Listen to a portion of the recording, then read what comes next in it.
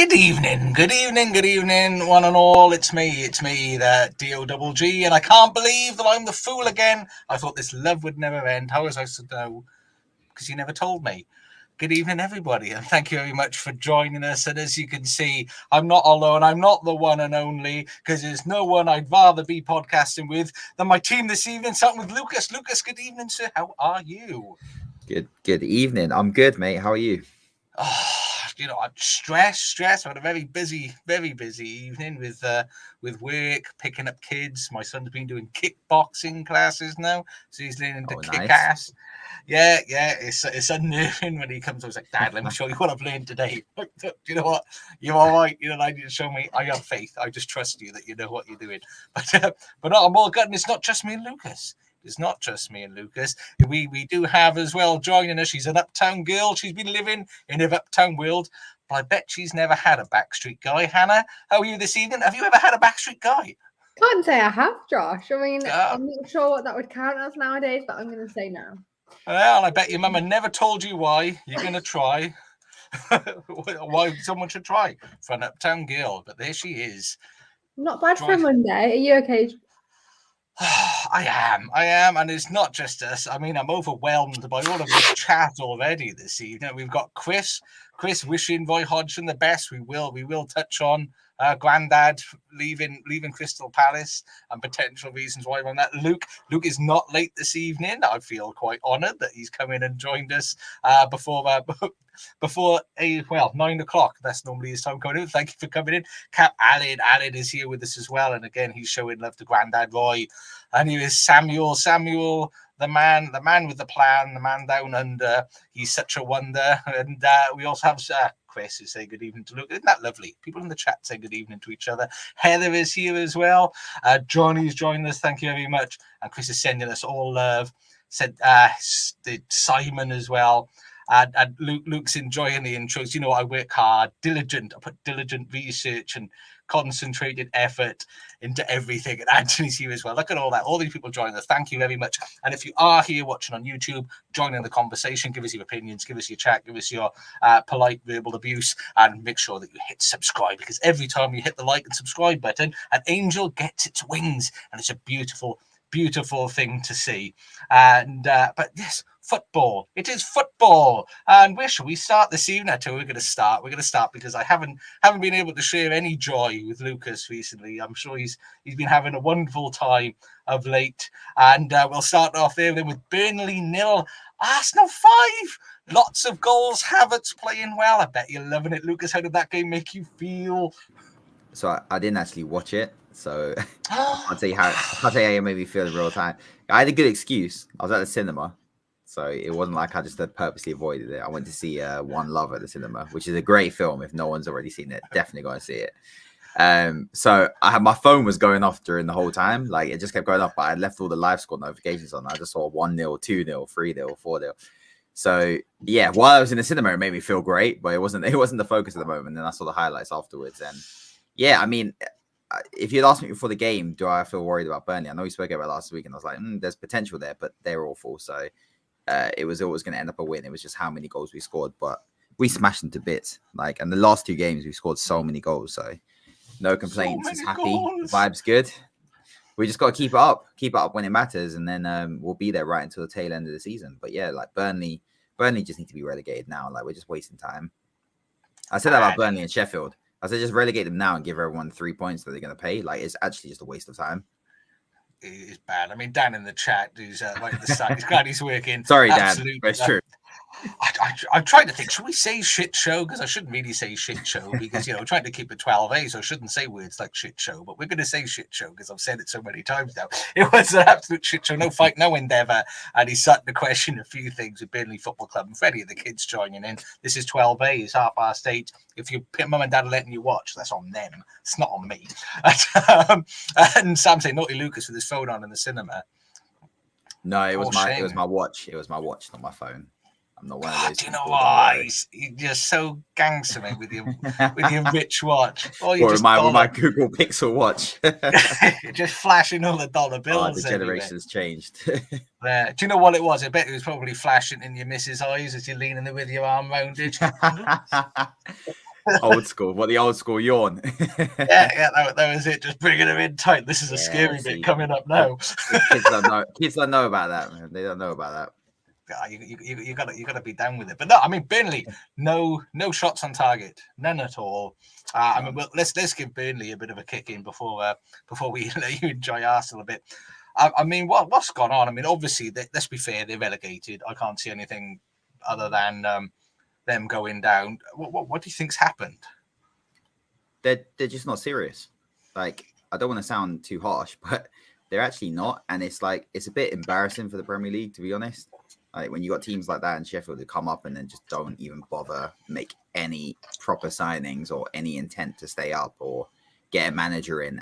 Look how many opportunities they've had to get rid of Vincent Kompany and actually get a manager in. At least Sheffield went and got Chris Wilder back. Like, fair enough. They've given it a go, but it's clear Vincent Kompany wasn't going to keep them up from November. You could have said that. So I think they're kind of happy to just go down. They get a load of money. Like, we all know the situation with the Premier League and the Championship and the amount of money you get from promotion and relegation. So I just think that they're not good enough, and they're not really doing anything as a club to stay up. So it's only going to end one way. And it's just annoying because it's like there are other teams like who would have given it a go. Luton are giving it a go, and I think Coventry as well. If they had come up, they would have given it a go.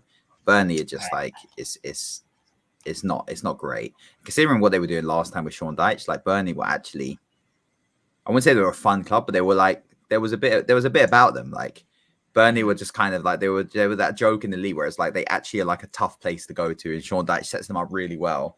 And even though they don't have fancy players and they have like iconic stars and all this kind of things, they've got really like proper Brexit ball Burnley. Like, I remember that it was a joke at the time, and it was quite fun having them in there because they gave it a go, and they never spent serious money. And now they went down. They played really good football under Vincent Kompany in Championship. They got promoted and they didn't make the change is necessary to stay in the Premier League, and they're not looking like they're going to. It's getting to that point where you got to do something now.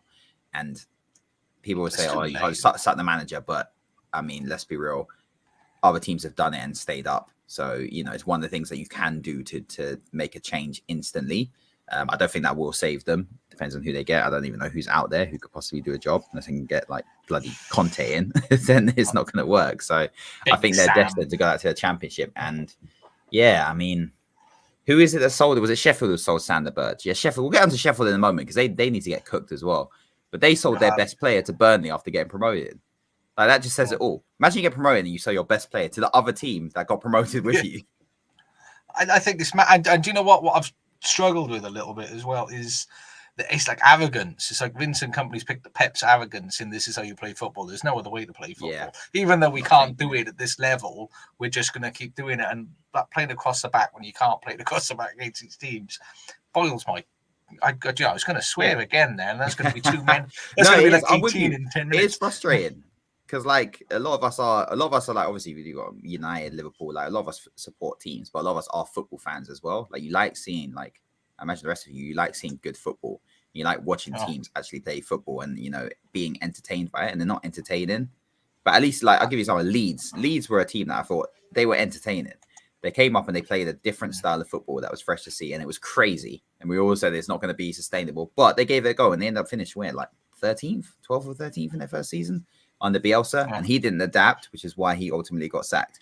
But they gave it a go, and they tried something different. He's not even trying anything that much different. It's just a very, very shit version of Man City. So it's sorry, Burnley, but it is. It's dreadful. I mean, what's it? It's so bad. 3 games.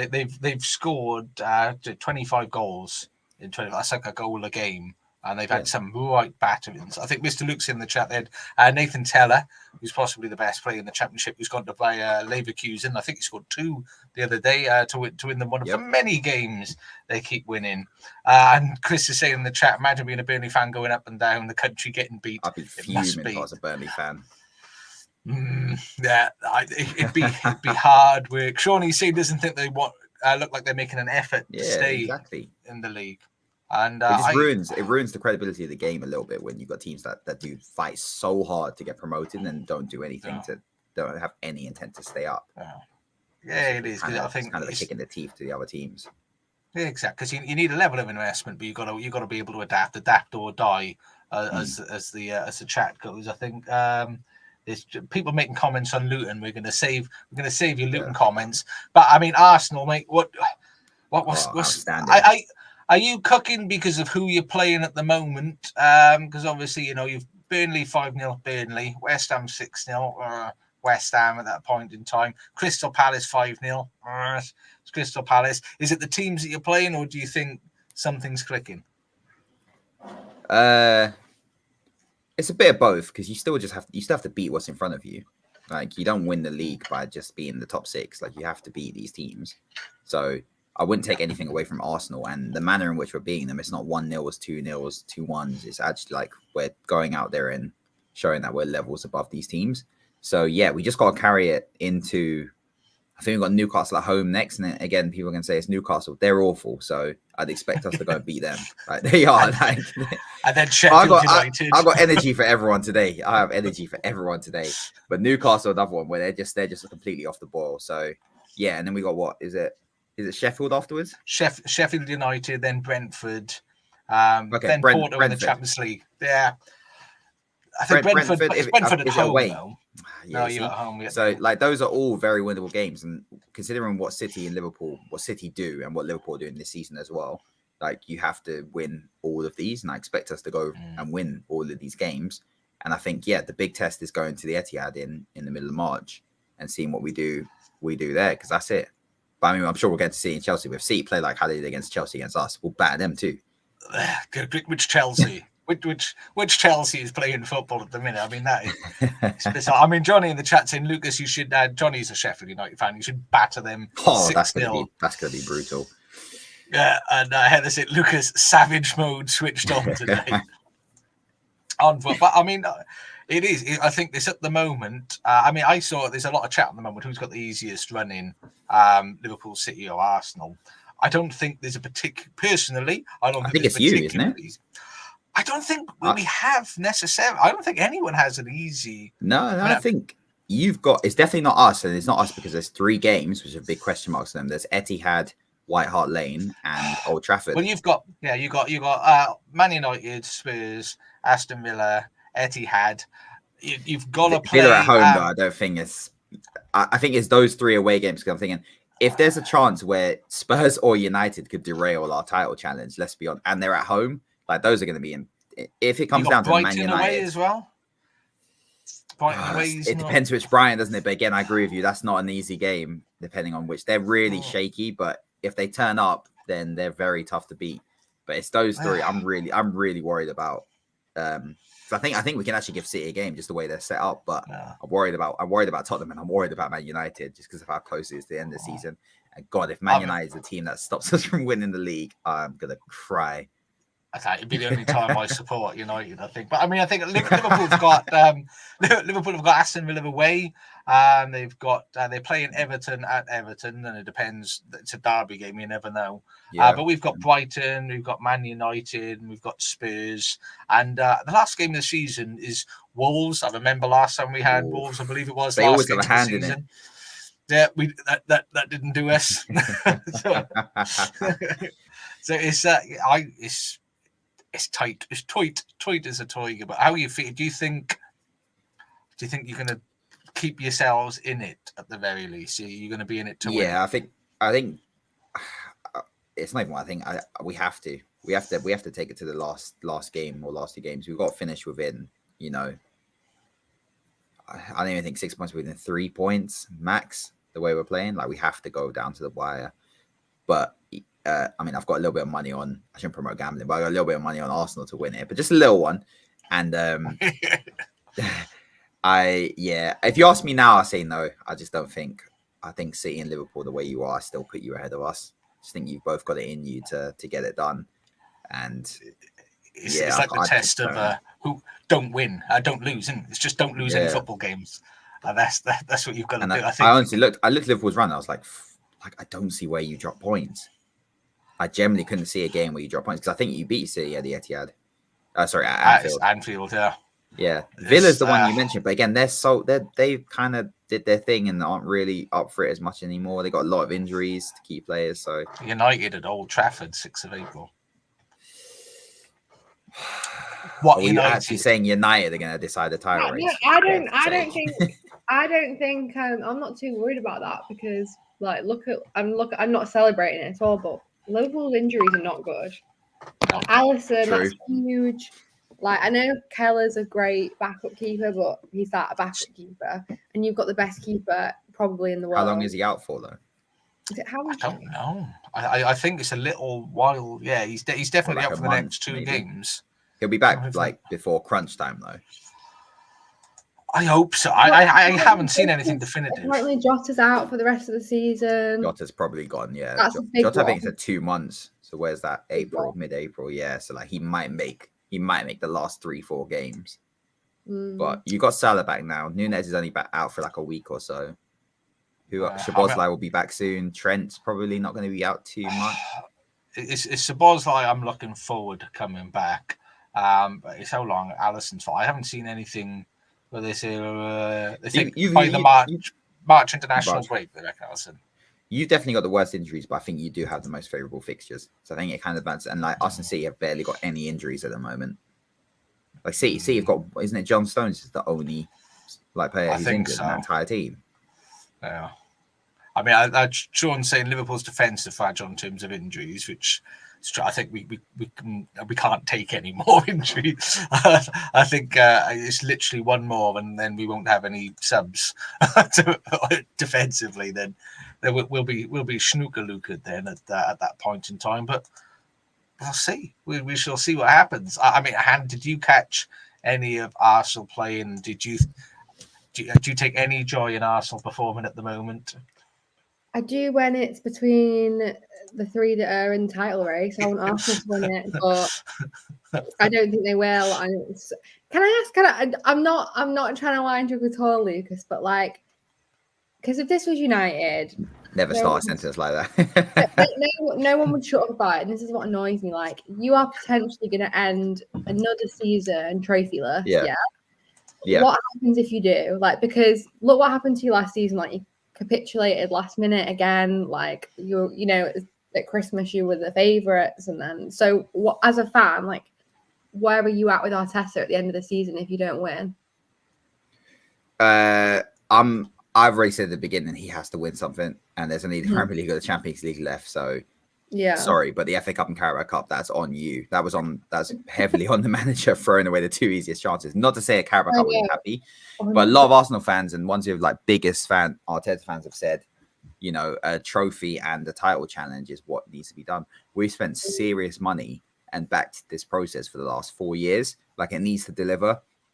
And there's only so long you can wait before Chelsea get their shit together, before United start to get their affairs in order. Man City, Pep's not going anywhere. Liverpool, there's going to be a new look Liverpool next season. Who knows what that's going to show. So I think you have to apply context. Look, if we miss out, if we get to the Champions League semi-final and we get knocked out by Real Madrid and we lose the league on the last day, I think you can say, you know what? Yeah. Fair enough, you go again. If we capitulate how we did last season and we get knocked out by Porto, I'm sorry, he has to like, there has to be a serious conversation there. Like, well, what we actually doing then is the repeat thing. It's like you get us to a certain point and then we just throw it away. Like 3 years in a row, that's unacceptable. That shows there's a clear mentality thing. We're just getting it over the line. It means that he's built it to a point where we are ready to compete, but someone else needs to come in and take them to that next level. So I think the concept has to be applied. We have to go right down to the wire in both those competitions. I'm not accepting it knocked out of the Champions League by Porto. It has to be Real Madrid, Man City, or who else is left? Atletico Madrid, I'll accept. That's it. I'm not accepting Harry Kane and Thomas Tuchel. I'm not accepting that. Not in a minute. They might not even go through. So, yeah, like, content has to be applied. But if we end trophyless, there needs to be some questions, because it's not good enough with the amount of money and the players that have been brought in. And, where how long's he been there?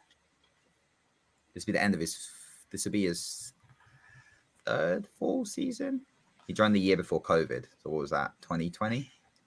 Yeah, 4 years. 4 years, yeah. So it'll be 4 years December, I think. Or will it be 5 December? That is. It's 4 or 5. It's a long time. It is a long time, and it's a lot of money. That's where you have to add if he was there 4 years and they weren't really backing him with money and he was dealing with, it's different. it's 4 years and you spent £700 million. There's got to be something at the end of it. Otherwise, we're just back to being an almost team again, and that's just boring. 5 years in December. Yeah, see, like... Yeah, that's time, isn't it? We got a big game on Wednesday, like a very big game on Wednesday. Who's that? That's Porto. Of first course. leg. Yeah. Right. Is that away or at home? It's away. Oh, is it away? Yeah. Interesting. Things can get very interesting, yeah. And then Newcastle it's one of those ones where if we do bad and the pressure's on against Newcastle, that becomes a very difficult game. Because at the moment now, I think Newcastle at home looks quite comfortable. We go and do something messy against Porto, pressure's on, and Newcastle, way they set up, they could frustrate us. We've got in the chat Anthony saying his friend's son signed for Newcastle from Manchester City this January. Could make his debut against Arsenal given the injury situation. If he does, Anthony, wish him the very best from me. I wouldn't say that's a great game for a debut. Tell me he's not a defender. Shorty's saying every game's tough, but it's a score at the end which matters. And I think it's a case of just don't lose. If you lose. Yeah. But some are easier than others, or some are more not easier, some are more favourable than others. Let's put it that way. But I think, to be honest with you, in the last couple of seasons, if you look, if you lose 3 or 4 games, that's it. You don't really get a look in, and there, no chance. Yeah, I mean, I think last season was the one with the most losses, but the season before, I think it was 3-2 losses. The season before that, I think it was 6 tops. And then 3 the season before that. So we're at the point where teams can afford to lose 1, maybe 2 games, and that's any more than that. And I think the title will be out of reach. But it's, I was going to say it's exciting. It's not exciting. I hate it. My ass is going like that all the time. The amount of underwear I've destroyed is ungodly. I hate it. I'm the most nervous football fan. You wait until April, mate. If it's still like this, I don't know if I can deal with it going to the last game. Imagine all 3 of us in the last game. I'm not going to be able to do the show, mate. I'll just be on the floor. I'll be in the fetal position, defecating and everything. I'll just be a total mess. It'd be dreadful. And it's in Alfie Harrison is his name. We'll keep an eye open. And best of luck and best of love in that game. There's lots of chat. Thank you everybody for interacting so much in the chat. I am going to sort of flip in and out because it's relevant to different things that we're going to be discussing, although this is a good comment. I quite like that. If Man United play Anthony, Liverpool could play their under-21s keeper and it wouldn't be a problem, which I could go with because I'm not a fan of Anthony. Are you enjoying Anthony, Han, or just enjoying him beyond the bench? I don't get why everyone keeps trying to banter us about him, because every Man United fan knows that he's absolutely crap. So we want him to be sold. We just want Jim Ratcliffe to take the L and go, right, let's get 30 million for him and ship him off back to where he came from. No Man United fan rates him, so we all know it. Don't worry. I've got Sam in the chat. He watched a Champions League final with me. He did. We did a watch along. Josh went through 16 pairs of pants. This is true. I had to go and change multiple times. He would think he's joined at the wrong time. Maybe indeed. There's never a wrong time to join us here. Never a wrong time. But for anybody, if I've missed your comments, I might be pulling them up later as and when. There's a lot of Luton chat in there. Lots of Luton love.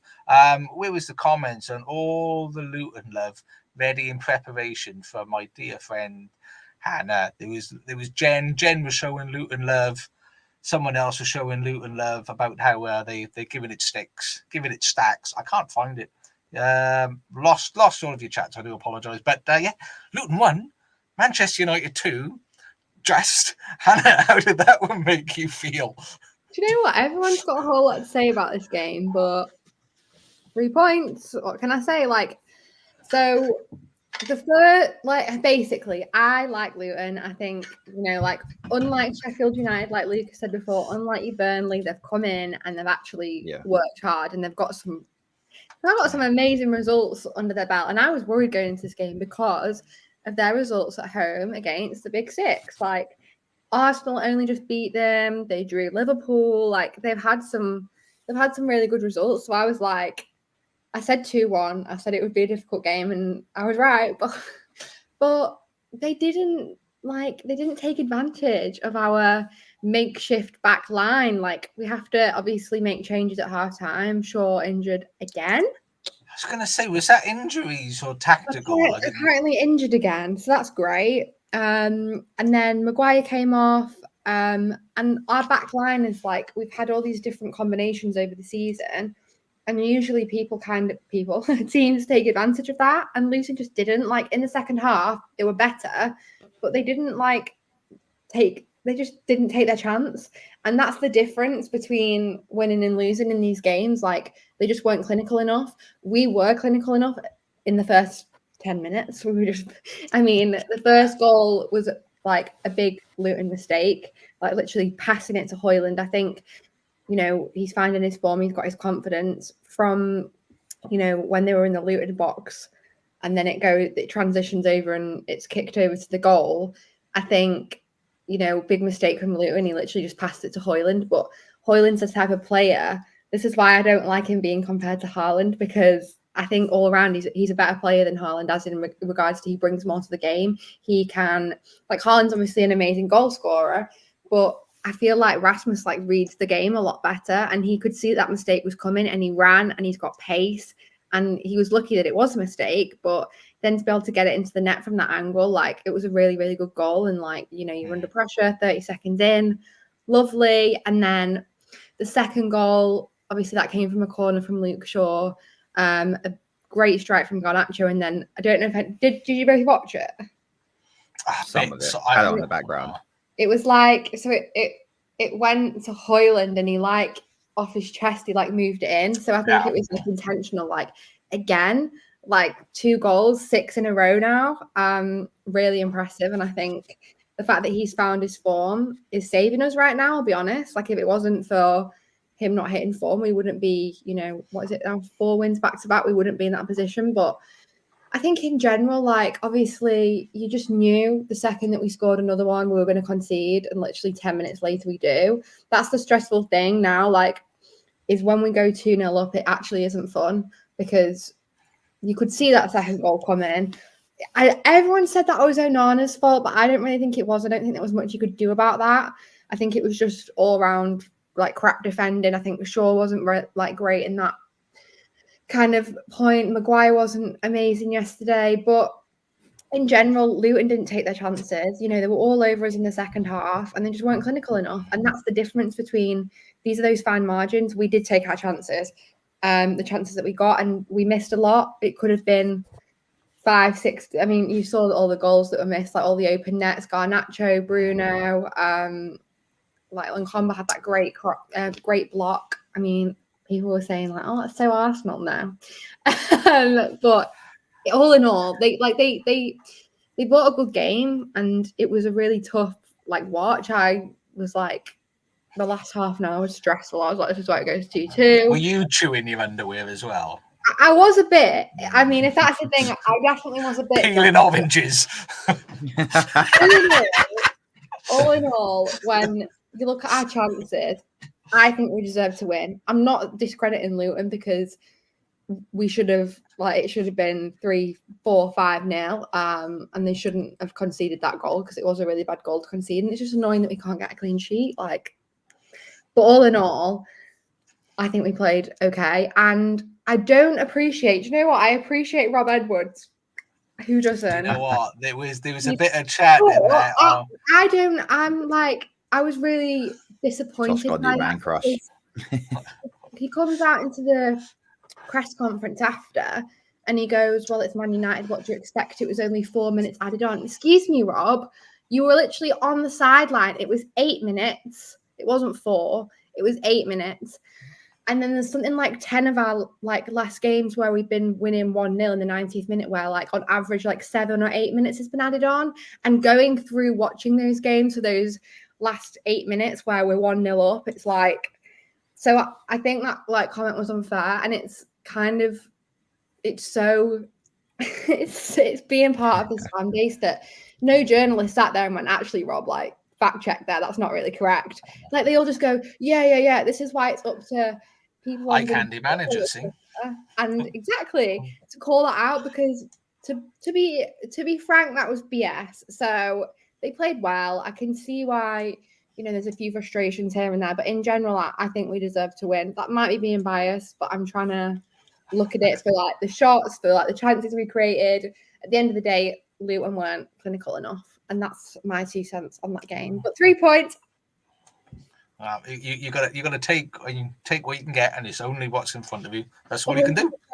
100%. And you know what? I do want to shout out. I want to shout out someone I didn't think I would be, Johnny Evans, because when he came on for Maguire from half time, he was brilliant yesterday. Like brilliant. He stopped so many like potential goals. So fair play, Johnny Evans. But we don't want you in the summer.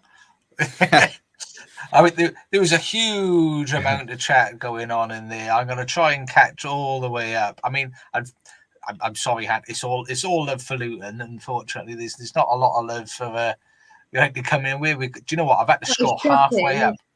I'm halfway up. I'm scrolling up. So what have we got? We've got Kieran's given Luton a bit of love. He said they gave a very solid account of themselves. Jen is also saying they're a right team. Rob's done well. Hope to keep them up in this league. Here's Simon. This is one you like this one. Simon saying United didn't deserve to win. He's completely going against everything. Okay, Simon. Sam saying no one's got an easy ride away at Luton. They've been a fantastic team for the league. And Anthony said, although United were fortunate with their goals, they created a lot of chances. So a fair result could be argued. So you've got Anthony's on side with you. United managed to beat the global giants of Newport County, so you should be able to beat any team on the planet now. And then, as I said, Charlotte sharing your mutual love apparently for Rob Edwards. Aside, press comments aside, I think that's an aesthetic love. If I'm being purely shallow, 10 out of 10, stunning. Aesthetic rather than plutonic, it's aesthetic. And Jen loves Luton. Mr. Luke said Ross Barkley is a baller. Incidentally, he didn't make Rashford look silly in a couple of clips. And we'll come on. We will dissect the game a little bit more in just a moment. There's just so much chat, and I didn't want to neglect everybody. This dropped all this. Sam said a lot of people gave Luton crap for getting promoted over Coventry, but they proved they deserved it. I was one of those. And as much as it hurts me that Coventry didn't get promoted, at least it was Luton going up. If like Sheffield United or Burnley beat Coventry to go up, I would have been really upset. And of course, if you know, Jim McNulty, Lauren Shankland. If you know, Shankland and Mikovsky. Charles not on to say that this evening. I can't do that one justice. And Alan said held a good account of themselves. Luton, this is against the top big six so far this season. The performance against Man United can be a morale boost. So that should be nice, Hannah. Considering a good performance against United, a morale boost. I think that's a lovely compliment. Surely St. Casemiro was lucky to stay on the pitch because of all the fouls he conceded. That's every game for Casemiro. And I'll pick up on that now. Johnny Evans is a red. I'm assuming there's a chant. Is that a chant you can sing, Han? Because I don't know that one. It is a chant, but I'm not going to sing it. Sorry to ruin. Shout out, everyone wrote Luton off at the start of the season before they kicked the ball. Glad they're making a good account of themselves and doing well. And Jen loved Tom's interview before. Glad to see he's doing well. Tom saying it hurts you. How do you think it made me feel as a Coventry fan? That is very good. And Heather's is going to be emotional when Luton come back to Dean Court. Bless. But getting a bit more into the game then. Casemiro was taken off.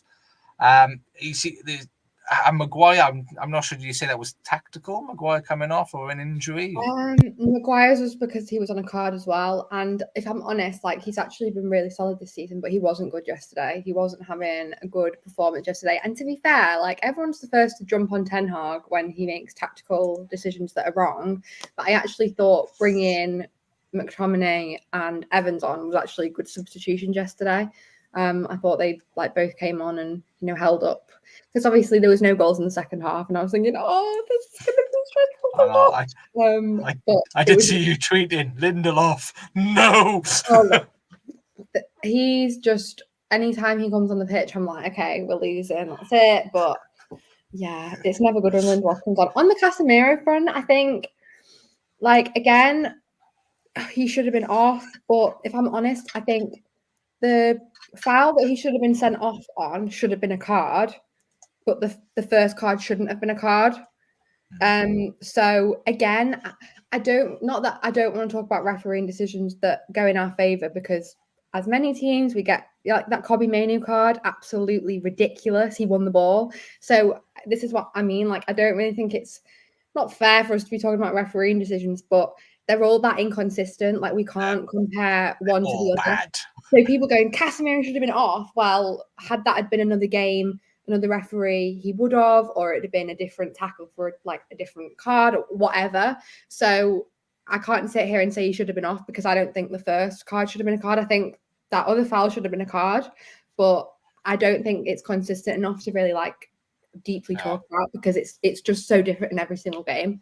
And that is so frustrating. And I can see why, rival fans get annoyed, but like it does happen to us as well. Like that Dalot red, I'm still not over that for dissent. When like in the City game on Saturday, they're all clapping the ref sarcastically and like going like, and it's like, where's their card? Like, where's the consistency? So it's really hard to talk about things like that, because there's just no consistency in this league. It's awful everywhere. I mean, this is for me like the worst season of officiating that I've ever seen. The only thing I can think of, I mean, just touching on efficiency, I'm not sure. You're too young to have children, both of you. When you get to my age and you've had kids, there's a book called A Squash and a Squeeze. It's about little old ladies in a house saying, my house is too small. It's like a squash and a squeeze. And there's an old man that walks past and she goes, little old man, can you help me? My house is a squash and a squeeze. And he's like, taking a cow. And so she takes in a cow and takes in all these animals. And she's like, my house is really crowded. I don't know what to do. My house is so small. And then at the end, he's like, take them all out. And then she's like, my house is massive. What I think is happening with the officiating, they're making it that bad. They're being this awful, just as dreadful as they can in every single game, with every decision. That next season, when they're okay, we'll think, wow, we've got the best officials in the world, because they've created this comparison of absolute turgid, diabolical officiating this season, and next season they're just going to be normal and we'll think it's wonderful. That's what I think that we've done. But Squash and a Squeeze, I can't remember who wrote that book. If you want to look for it, Squash and a Squeeze, wonderful bedtime reading for your children. But anyway, Shorty said Casemiro, I think, was booked for a number of fouls. Sam said Mainoo looked 10 times more composed than Casemiro, who's a liability on the card. I mean, I sort of think Casemiro's just, he's too slow. Yeah, I think he's not. He was really good for us last season, but I think he was going to be one of them that like came in for a year or two, had quite a good impact. I'm not saying that he's rubbish, because I think that we're an all-round better team with him in it, but I have to echo Sam. He's a bit of a liability. Like every tackle he was going in for yesterday, I was like, I can't watch. I cannot. Transitional player, isn't he? I think he's a transition. He forces too many turnovers, and I was watching clips from him yesterday, just like passing the ball, and you think that he's passing the ball with his eyes shut. This is what people mean when they say like Mainoo next to him looks like he's the one with 20 years under his belt, whereas it's the other way around. Like Kobbie Mainoo's 18. And he looks like he's got all the experience. By the way, I hope you both agree that it has to be Rice, Bellingham, Mainoo for our England midfield for the next 10 years. Like, it has to be. Like, how good is that midfield going to be if Southgate lets it happen? I'm Welsh. I want like Mount in there, and you want Henderson, Calvin Phillips, and. Okay, someone. Josh, if Wales came against that midfield, you'd be like, oh. I just turned the telly off. I think, oh, bollocks. There we go. That's the answer I wanted. I think I'd be done. I mean, Heather's saying the referee, and there's no consistency. Someone saying all the refs are poo emojis. And Nick saying it's interesting to see the PGMOL having to confirm who referee David Coote actually supports after claims of bias, because he supports Notts County, which makes sense because online a lot of their fans are jerks. So that sort of ties up quite nicely, not tarring them all with the same brush. It's just unfortunate, the loud minority and all that jazz. And Heather saying the problem is the lack of refs because they get abused. Unfortunately, they become fast track and it doesn't work. And it's bad. It's bad officiating. But I mean, United, while we're on United, Dan Ashworth, he's on garden and leave at the moment. Do you think he's coming this season, or are Newcastle just going to just hold on because they can? Do you know what? I just love that we're taking these like clearly well-loved, bodies from our rival clubs, like Barada from City, this guy from Newcastle. Like, I can't stand either club, so I'm like, oh my god. But the good thing is now, like, I have obviously we've not had a transfer window with them yet, but I just know, and like the fan base knows, and we're confident that I think Newcastle are asking 20 million for Ashworth, and we just know that's like that. Dan Ashworth, Jim Ratcliffe will just laugh in their face and go no. So they're kind of, I think with Newcastle, obviously, I don't know the legalities of it. I'm not an expert, but I think they're going to back themselves into a corner where if they don't like come to a bit of an agreement with the price for him, because we're not going to pay 20 million pounds for director, like. You play that for a player, that's silly. So he's on garden leave, and what will end up happening is he'll unofficially be like helping us and giving us information whilst Newcastle are paying his full wage. So I think it will probably get to the point where like Newcastle have to turn around and go, right, we're not going to get that much for him. We'll take X amount and he can sod off. So I mean, I hope that's what happens, but I think they'll be very silly if they don't, because he clearly wants to go to like the biggest club in the world and not deal with. No, he wants to go to United. We don't want him. We're in the top 3 biggest clubs in the world. Like, come on there, Josh. Come on. For now. But I think like if United come knocking, like this is a massive, exciting project. No matter who you support, like it's been a month and we're already looking 10 times more serious than we have for the last 10 years. So I get that he's like, oh, I want to go to the Devils. I want to go to the dark side. But yeah, Newcastle just needs to play ball, because also they can get off the moral high horse, because they did the exact same to Brighton. And Brighton didn't hold him captive. They were like, if you want to go do that, see you later. Yeah. See you later. But the thing is, it's kind of like how I'd view like trying to keep a boyfriend. Like, if he doesn't want to be with you, he's just gonna like cheat on you anyway. And like, in your heart, he doesn't want to be with you. He doesn't believe in the relationship. So why are you gonna force him when just let him go off and do whatever he wants to do? Because I've seen a mixed opinion on the internet. Some people are like, oh, let him go, and other people are like, oh, he's a snake, but he's clearly good if you're all upset. It's interesting because I mean, from an employment law perspective, they can, as long as they're paying him, they can have him on gardening leave for as long as the period of his contract. And if financially they can do it, there's nothing to stop them doing it. So it is interesting to see where they decide to end up on that one, because I mean, the likelihood you're going to negotiate a price with. Yeah, I would have thought they'll hopefully meet us halfway. But there's no way Ineos are going to pay 20 million for a director. So it's going to be a point where they do have to compromise if they want something for him.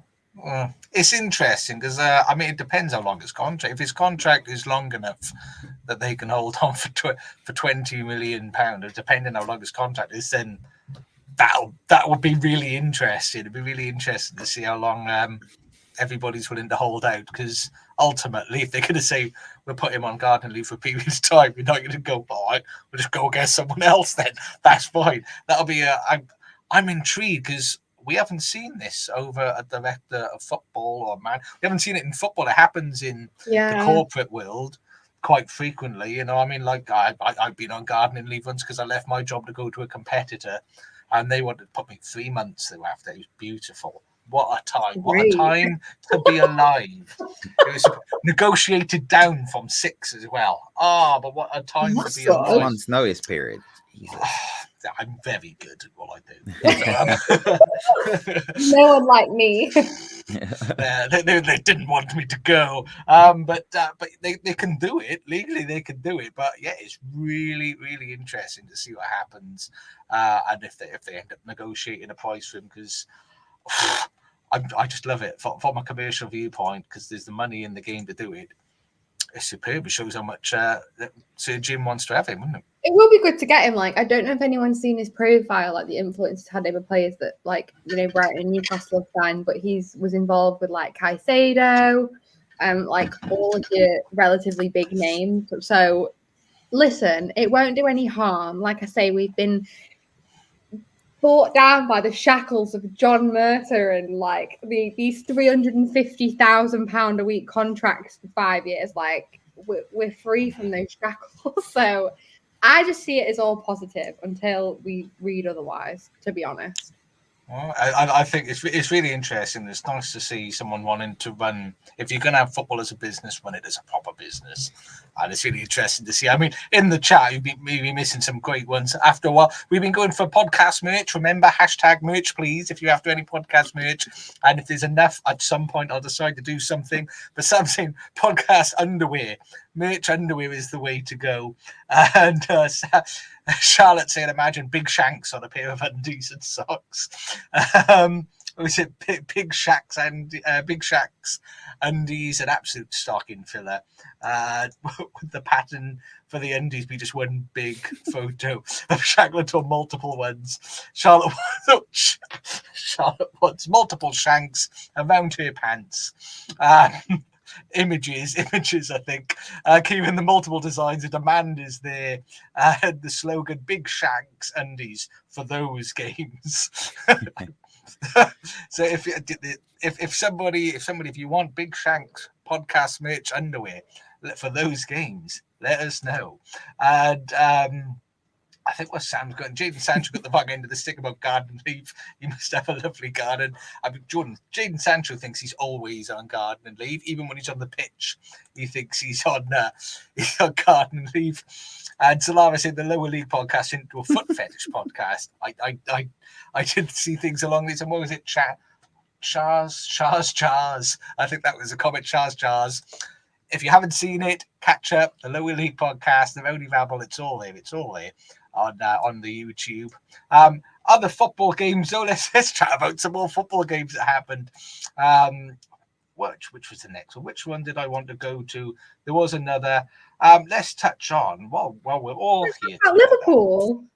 If you want, do you want to talk about Liverpool? I always leave Liverpool till last.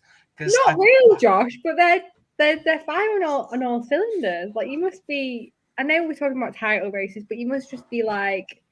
It's Klopp's last season. You must just feel a bit warm and fuzzy that they're performing for him. I'm a really nervous Liverpool fan. Really nervous. When things go well, it unnerves me. But what a finish by Núñez. For a striker that... Yeah, he had to finish that. he's that one makes of those... no sense whatsoever.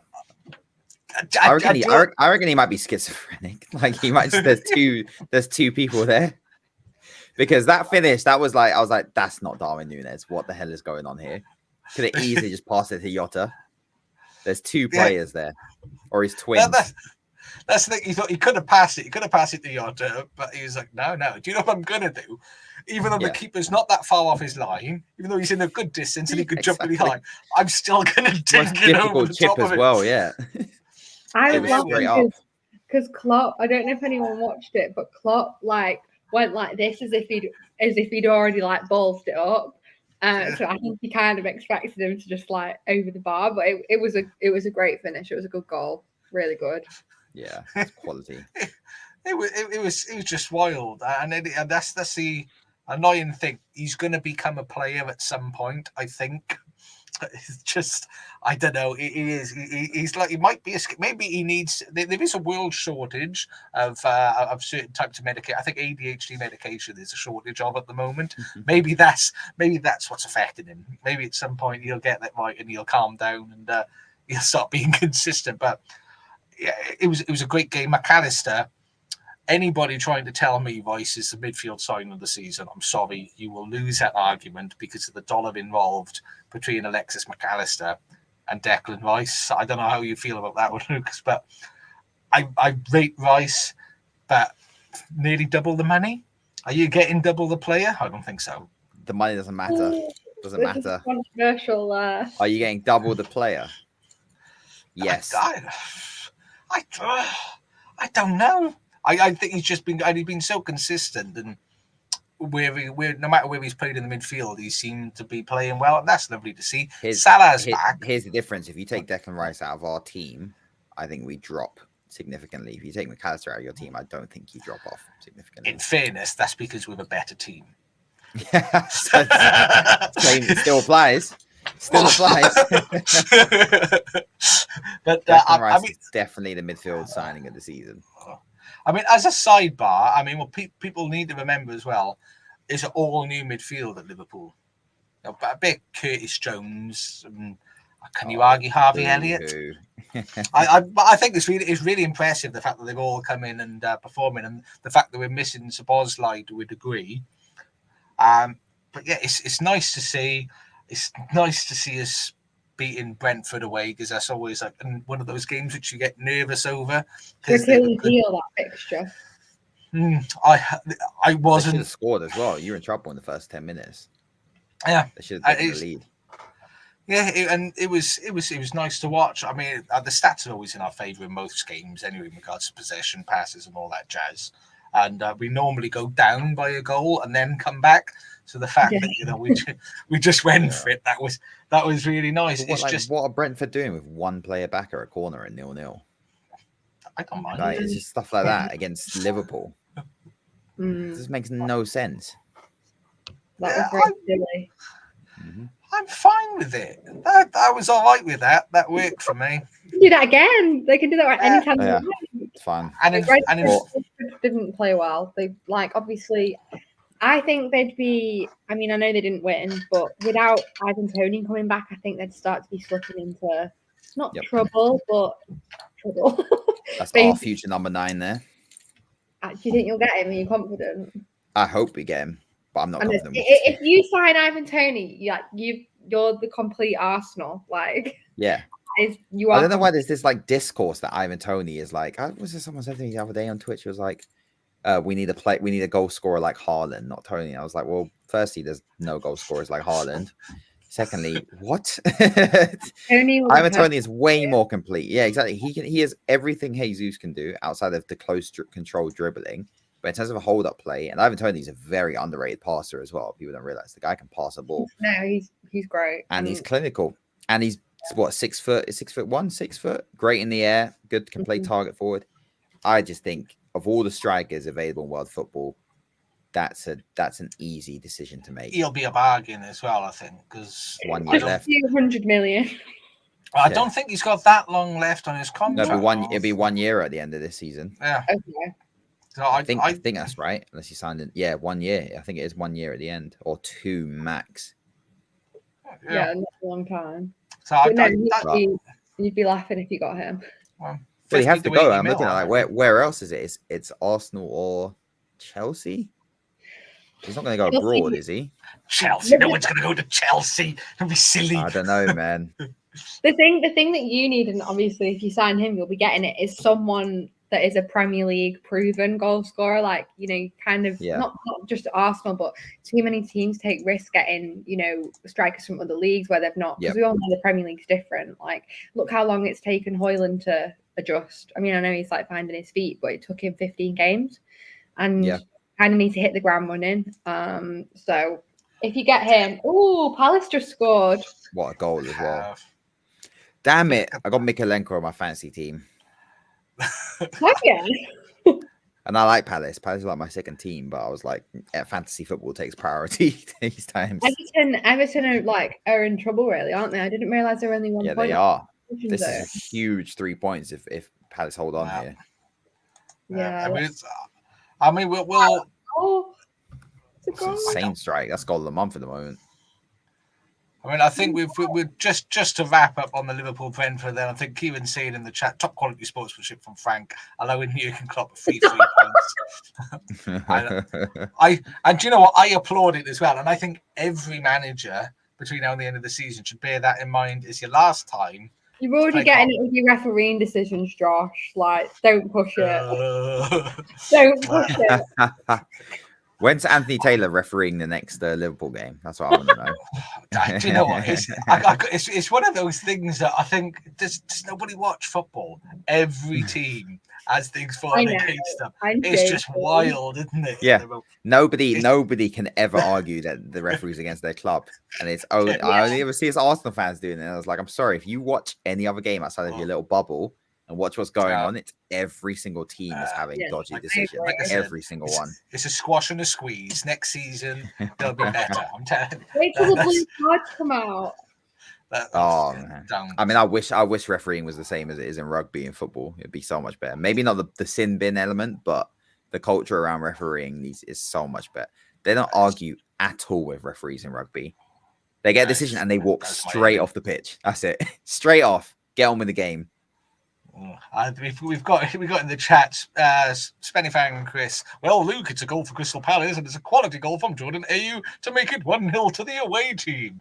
Crystal Palace are leading Everton 1-0. If you're listening on audio, this is live, and you could be part of this interactive chat, which is just going wild. So I do apologise if I'm not keeping up. I am doing my bestest. Heather said Bournemouth have already given Liverpool 6 points. And I think it's lovely. Everybody should follow these examples. And Sam's saying he heard Everton's appeal decision is coming soon.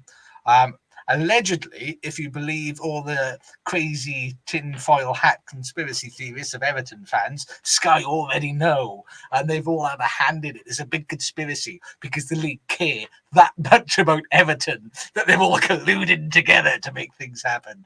But yeah, something will happen at some point.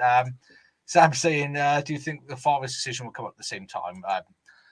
Who knows? I think they're both going to get points deductions because I think the league are on it.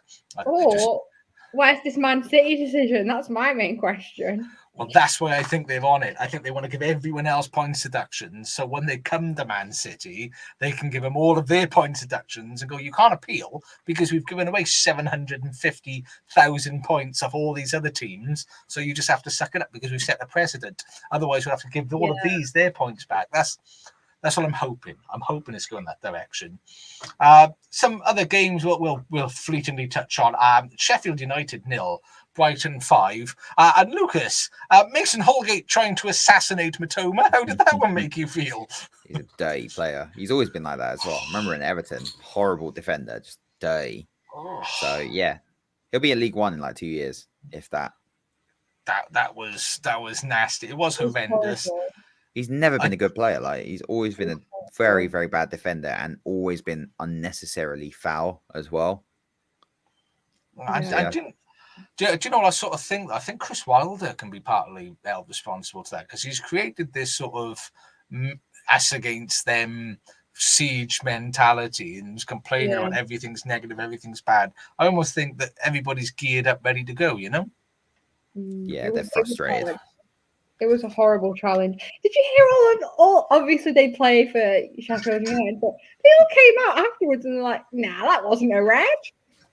That was like, it was hideous. It was like knee high. In the thigh. Yeah. It was horrible. If the planted his foot, it's a broken leg.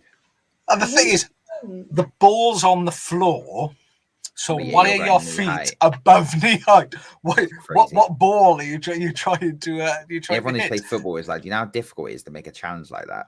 You have to actually go out of your way to make a challenge like that. It was not good. Why do you want to jump in the air? That's just like exercise, that is, isn't it? Sam said they needed more like Chris Karma than Chris Wilder. Hey! Yeah, you gotta love it. But I mean, I think we're all in agreement. Sheffield United are knackered. And Brighton, was that a good Brighton performance, or was it just an horrendous Sheffield United play? Yeah, I think they did capitalise on obviously like being against 10 men for 80 minutes. That's a long time, and if they hadn't taken advantage, you'd be questioning why, because although they've not been in like the most amazing form, like Brighton have got the quality, they've got the players, you know, they're getting players back from AFCON, the Asian Cup, like good players as well, like Matoma. Injuries too. Adringa, is that how you say his name? Sorry, like I'm not very good with that. But she didn't say Drongo. He just won AFCON and he scored, you know, on Saturday, so Sunday, whatever day it was. But I think if they hadn't have capitalised on being 10 men against a severely battered relegation side, then it wouldn't have been great. But they did play well. Like they, you know, Brighton I feel like they're somewhat inconsistent at the moment, but when they turn up, they turn up. Like they score a lot of goals. They do turn up. So fair play to them.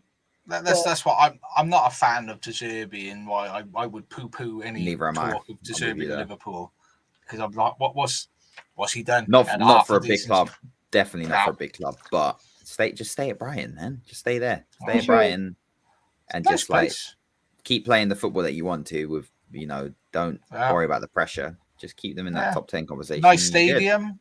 Nice beach. Yeah, like good places to eat. No, great recruitment. You've got great recruitment. Yeah, great recruitment as well. Why would you leave? Like to go and risk it? Like, well, I guess obviously. Ask Graham Potter. Ask Graham Potter how it feels to leave. Actually, that's a silly question. Yeah. I imagine they have ambition. So I think it'll be exciting once they get their new signing starting to play. What's his name? Like Valentin, but he's Valentin. The FM1, the kid. I forgot his name. That's it. The Argentinian wingback.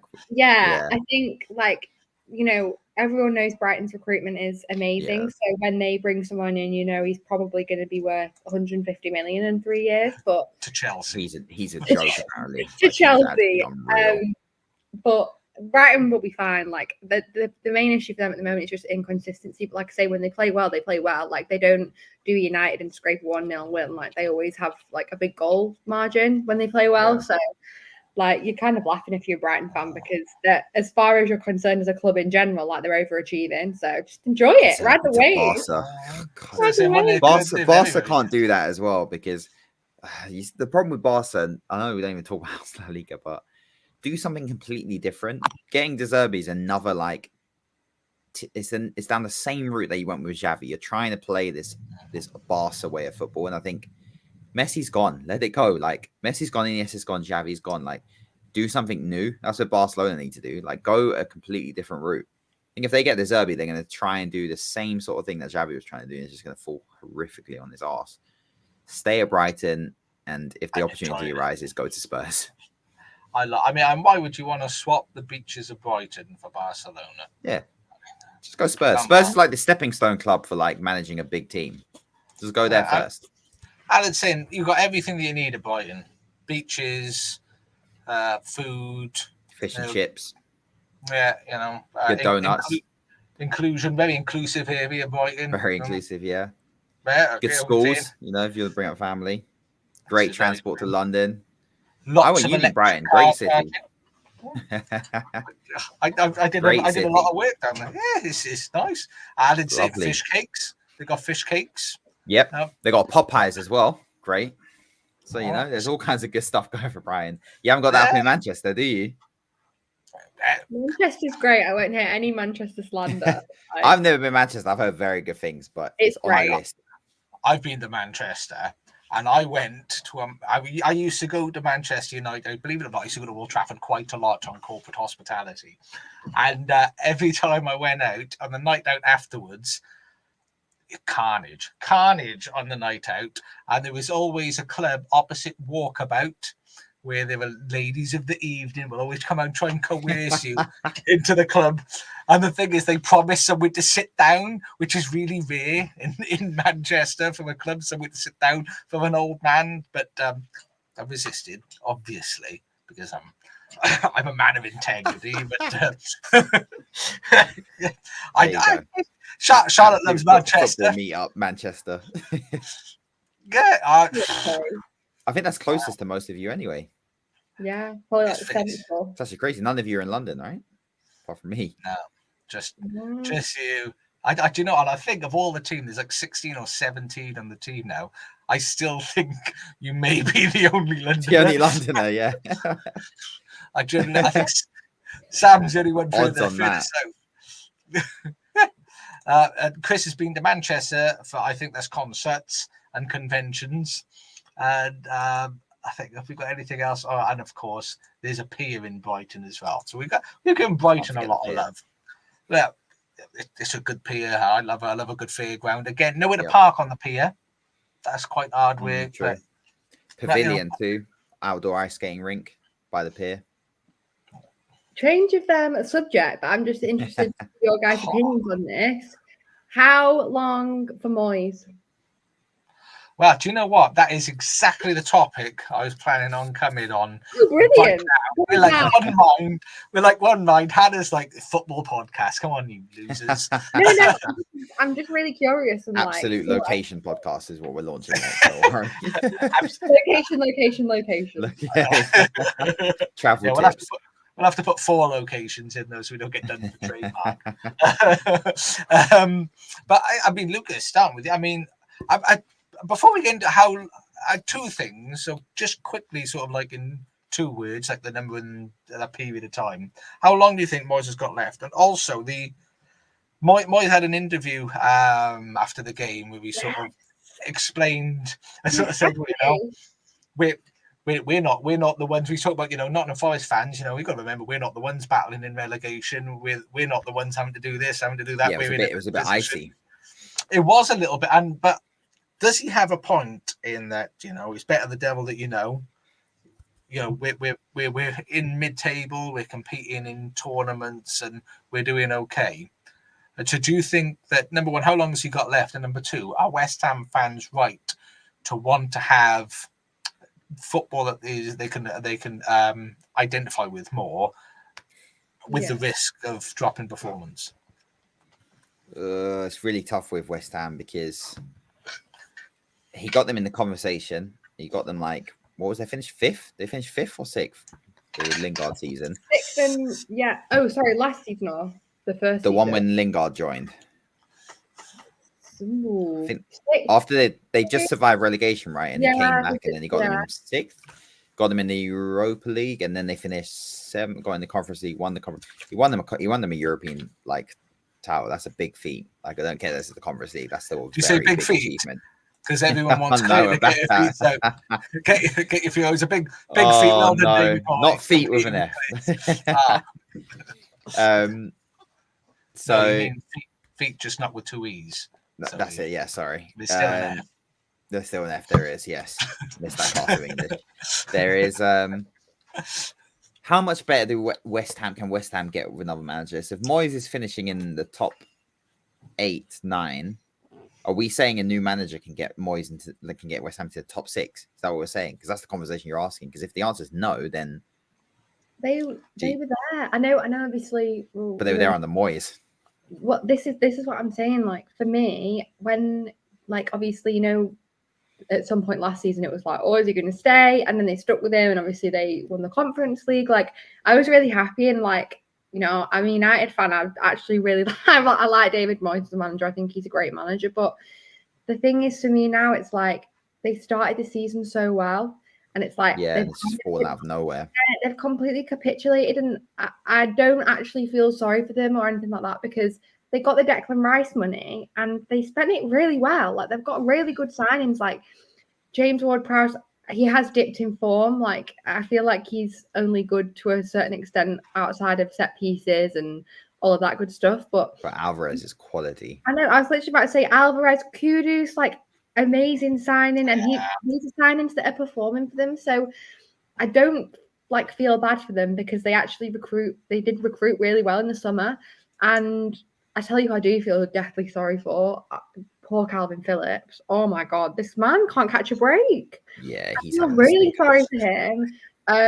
What was it? 2nd start and a red card. That was bad. So it's things like that are letting them down. I think there's a lot of individual errors in the game that are letting them down. But yeah, I don't think that he's got that long left if this continues.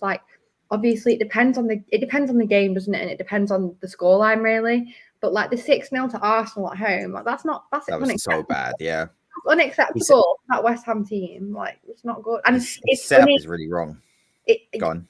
I was about to say it's so funny how they literally lose Paqueta and they have just he is clearly so important for them. All the shape has gone since Paqueta's gone. It's crazy because it's only one player, but they miss him badly. Yeah, you can't really be having your routine that relying when you want to be up there. And when everyone's fit, they are a tough team to play against, West Ham. But again, the Declan Rice money was spent very well, but they've been calling for a striker for how many years now? And Moyes is still not addressed that. Your best players. You got Antonio. He's rubbish. He's a pundit. He's not a striker. So they got Jared Bowen's their best player, and they're playing him out of position. This is like, it's the thing that when United were playing Rashford striker, and it was like, well, we've got injuries, and it's like, don't put your most impactful player in the wrong position. Find someone else to play there. Yeah. Like, put Ward-Prowse striker if you have to. Don't play Bowen out of position just because you've got no one else. Like, it doesn't make sense. But I think, considering the players they've got, they should be playing a bit more progressive in certain games, and he's not doing that. I think the setup is fine when you're up against it, but in certain opportunities, he needs to be able to play some progressive. You've got Kudus, you've got one of the most exciting attacking wingers in the league at the moment, and like across Europe, and you've got him doing defending and tracking back in every game when he should be playing in a much more progressive system. So yeah, I think. Listen, I'm going to put a name out there. Might be crazy, but I think it could work. I think it would be very good because West Ham have got appeal. They've got some European pedigree now. They've got a big stadium in the middle of London. Okay. There's a man, a Portuguese man, a legend. I would say the best manager of the 21st century who is currently sitting at home. And I would love nothing more than a return to the Premier League, I think. That man is Jose Mourinho. Let's do it. Mourinho to West Ham. Let's go. I think that would be brilliant. I think Newcastle would be better. I think Newcastle a better match because again you got the money in him. But West Ham have got money. They got investment, got money, and they've got the London appeal. I think Mourinho to West Ham would be so good. Mental. I love it. I mean, we'll just very quickly pause that because it is 1-0, 1-1 between. Set piece goal. That's Everton are like second for set piece goals behind Arsenal, but they've scored 14 goals from set serious height in that team. Half of their goals from set pieces. That's crazy. It's the name that it's the name that everyone loves Charlotte to say. Oh nah, what's your name? That's when we miss it. And Sam's agree with Jose blowing bubbles, but he thinks Bayern Munich. That is. Apparently, they want Solskjaer. Like, I would love to see Solskjaer go to Nobody wants Solskjaer. Oh, good Lord, no. Nobody wants Solskjaer. Apparently, it would be if they sacked Tuchel and it would just be to like the end of the season. But we all love Ollie. What a guy. Oh, you don't watch Ollie. No one's Ollie at their football club, really, for anything other than smiles and photographs. It's really funny because he really, really wanted Harry Kane. It's like, you're going to get your boy. I love that. Are the Bayern board okay? Like, are they okay? Are Bayern's board like, what is going on here? You sack Nagelsmann when he's in every competition to bring in Thomas Tuchel. And then you go and get Ollie afterwards. You bring in Harry Kane and then Eric Dyer. You bring in his best mate to help him feel settled. For what? Don't you find it hilarious though that Kane's joined and they're literally not going to win a trophy? Oh, we'll get on to him. Don't worry. End of the season, if they end up trophyless, I will be there because that will be. We have to have some conversations. That would be so bad because haven't they won a trophy for like the last? 2012 was the last time they didn't win a trophy. Who was there? Joins. I think wasn't it Klopp was like the last manager to win a trophy other than Bayern Munich. Dortmund, yeah. And he's We will have a very uncomfortable conversation should Harry Kane go trophyless at Bayern Munich this season. I'm sick of people. I'm sick of people putting him in this. Very good player. Let's not get twisted. Very, very good footballer, but he should not be in.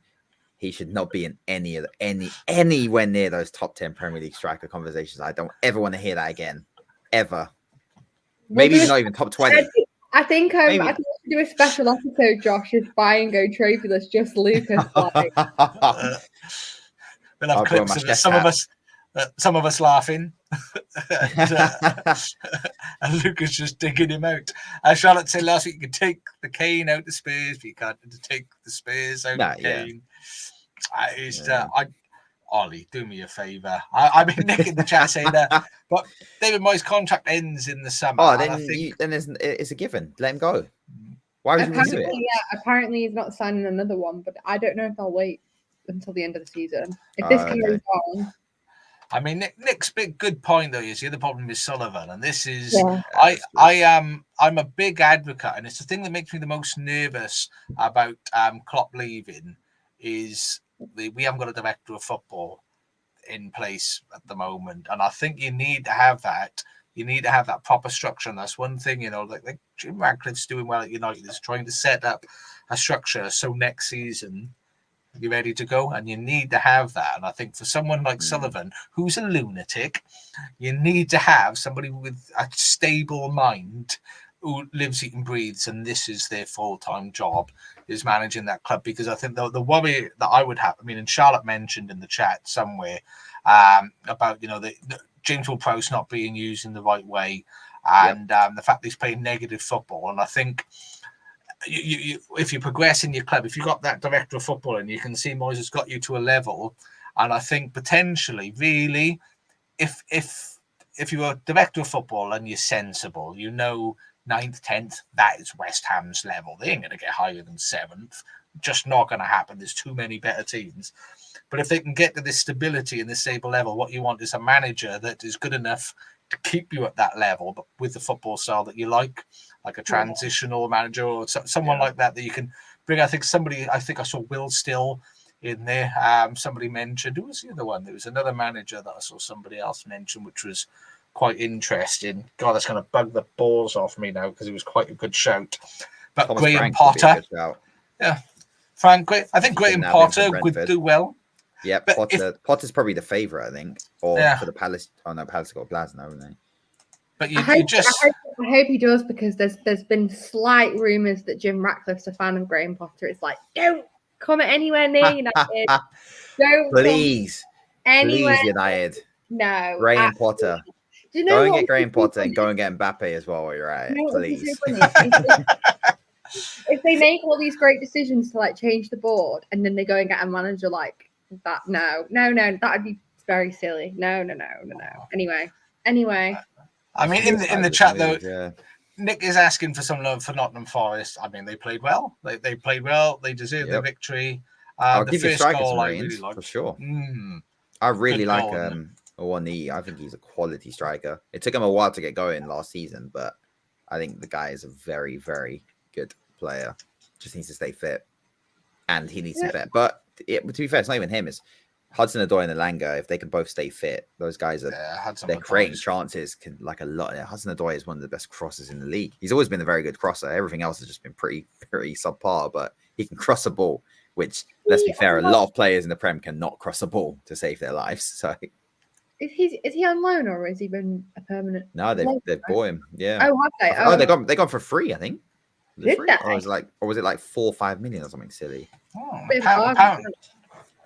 According to Talking Gas podcast, 3 goals and 3 for Cam Hudson-Odoi as well. Yeah, he's doing good. Langa's doing good. I'm not really a fan of Gibbs White. I can't lie. A lot of people he's the name that everyone, but I don't think he's that good. I agree. Overrated. Yeah, I'm with you there. But Dominguez I like. Danilo I think is decent. I think a couple more pieces and Forest can actually, and they made the right call. They had to get rid of the manager at the time. It was time to be a bit more progressive. You brought a lot of players in, and a lot of flair players as well. So you can't do that and then play negative football. It just doesn't work that way. So get someone a bit more progressive, and look what's happening with Forest. They're getting it done, at least enough there to stay up. Nick's saying before some of the fellow fans before the game worried about James Ward-Prowse, but his form has dried up. He's not scored a free kick since match week 15. But I think Shah mentioned it on a podcast a week or two ago. He's just being played in the wrong position. I think Moyes is just. I think Moyes is showing where his limitations are. That I think you can get that consistency of position, but there's a style of play you have to suck up and you have to accept, and that is who he is. He moved Ward-Prowse too deep. At the beginning of the season, he was playing him as not a shadow striker, but he was letting him press from the front a bit more. And then that's where Ward-Prowse was getting involved in the counterattacks and springing passes. And then now he's playing Ward-Prowse in this pivot next to Alvarez as a DM. And it's what? That wasn't working before. What are you doing? Just play him further up the field. It is silly. Bit dinosaur-esque. Yeah, 3 million rising to 5 million for Hudson-Odoi. For Forest, that's a bargain. That is good. He's a good player there. But I think the only other game, I didn't really want to touch on the game as much as the situation. So obviously we've been watching the Crystal Palace Everton is 1-1, but today Roy Hodgson did step down. He's already been replaced. Oliver Glasner has come in already, so I'm assuming this was obviously. Wasn't it announced on Twitter? Wasn't Glasner announced, or was that a mistake? Yeah, it was announced like a week ago. Right? I did see something. I just thought it was just rumours, to be honest with you. Sure, it was like Glasner will join Palace, and then today it was like Roy Hodgson said that. I was like, wasn't that announced last week? I think it was because what happened was he went into hospital and they didn't want to like basically sack him whilst he's in hospital. So okay, so they're like Glasner's joining the club, and then by him stepping down, that's him going. And now I'm about to get sacked, and I'm really ill, so I'm just gonna. The cynic in me thinks, "Are you really ill, Roy?" No, I love Roy. I feel bad for him.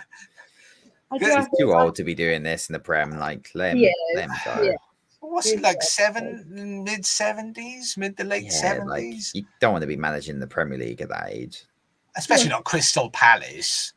You can manage Man City. That'd be easy. let him do that. He can manage Man City. That would like take everyone's problems. It'd be so funny. It'd be great. That'd be magic. But I mean, it's 76. Heather saying in the chat, "Oh, boy, my boy." He says 76. And but yeah, it is. It's obviously it's sad to see that he's had to step down in the circumstance that he has. As in the fans giving him loads of grief and underperforming at Crystal Palace. Really, he should have just left. Shouldn't have gone back. Right? They say don't go back for a reason. They shouldn't have sacked Vieira. Yeah, they shouldn't have sacked Vieira. They shouldn't have sacked Vieira. I know that was. And do you know what? This is so harsh. I'll get on my sort of high horse over this a little bit. If you look at the teams that perform well consistently in the Premier League, who are the top 3 teams at the moment? It's Liverpool, Arsenal, and City. What have they all got in common is their managers have all been there for multiple seasons. Not for long. Well, that's don't make me weepy. Oh, come on! I was gonna do that. I mean, it's fine. Come on, Josh. But they've also got money. To be fair, money. But they've got money mainly as well. They're well run. They're well run. Stability.